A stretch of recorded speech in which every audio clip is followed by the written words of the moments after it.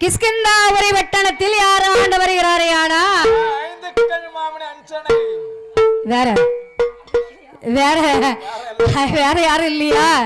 கணவனும் மனைவியுமாக ஆண்டு வருகின்ற ஆண்டு வரக்கூடிய நாளையிலே சத்திரைக்கு சுகம் இருக்கு, எல்லா செல்வம் இருக்கு.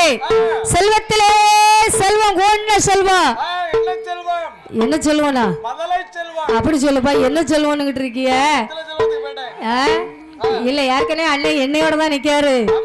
நான் என்ன செல்வம் மதலை செல்வம். மதலை செல்வம் இல்லாமல் அங்கே அந்த கண் மாமனிவர் இடத்திலே அஞ்சனை வெண்கொடியால் என்ன சொல்றாங்க தெரியுமா? பிள்ளை இல்லாத குறைகளை சொல்றாங்க. அப்படி பிள்ளை இல்லாத குறைகளை எப்படி சொல்றாங்க தெரியுமா? ஏ மன்னாதி மன்னவ